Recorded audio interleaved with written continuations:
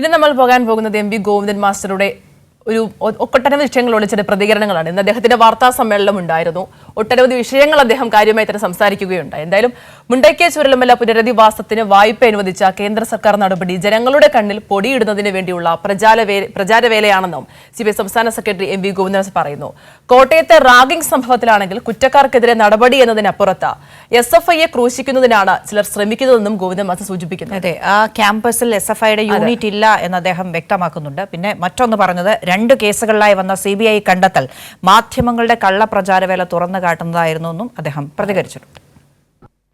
മുണ്ടക്കൈ ചൂരൽമല പുനരധിവാസത്തിനു വേണ്ടി കേന്ദ്ര ബജറ്റിലും ബജറ്റിന് പുറത്തുമായി നിരവധി നിവേദനം സംസ്ഥാനം കേന്ദ്രത്തിന് നൽകിയിരുന്നു.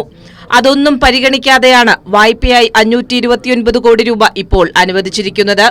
അനുവദിച്ച വായ്പയാകട്ടെ 45 ദിവസം കൊണ്ട് ചിലവഴിക്കണം എന്ന അപൂർവ നിബന്ധനയും മുന്നോട്ട് വച്ചിരിക്കുന്നതായി എം വി ഗോവിന്ദൻ മാസ്റ്റർ വിമർശിച്ചു. നമുക്ക് 2000 കോടി ഓണം ഒന്ന് നമ്മൾ ആവശ്യപ്പെട്ടിട്ടും ആ പ്രോജക്ടിന്റെ ഭാഗമായിട്ട് ഒരു നയാ പൈസ തരാതിരിക്കുക. എന്നിട്ട് ഏറ്റവും അവസാനം പറയാണ് 592 കോടി റുപ്യ കേരളത്തിന് കടം തരാം. അതിന്റെയും വിചിത്രമായ സംഭവം 592 കോടി റുപ്യ വരുന്ന മാർച്ച് മാസമാകുമ്പോഴേക്ക് തീർക്കണം. അപ്പോൾ ഇതെല്ലാം ആളുകളെ കണ്ണിൽ പൊടിയിടുന്നതിന് വേണ്ടി നടത്തുന്ന ബോധപൂർവമായ പ്രചാരവേലയാണ്. കോട്ടയത്തെ റാഗിംഗ് അതിക്രൂരമായ സംഭവമാണ്. കുറ്റക്കാർ ശിക്ഷിക്കപ്പെടണം. എന്നാൽ അവിടെ SFIയെ എങ്ങനെയാണ് ക്രൂശിക്കുക എന്നതാണ് ചിലർ നോക്കുന്നതെന്നും ഗോവിന്ദൻ മാസ്റ്റർ പറഞ്ഞു. കോട്ടയം നഴ്സിംഗ് കോളേജിലെ ഗവൺമെന്റ് നഴ്സിംഗ് കോളേജിലുണ്ടായ റാഗിംഗ് അതിഭീകരവും മനുഷ്യത്വരഹിതവുമാണ് എന്ന കാര്യം തർക്കമില്ലാത്തതാണ്.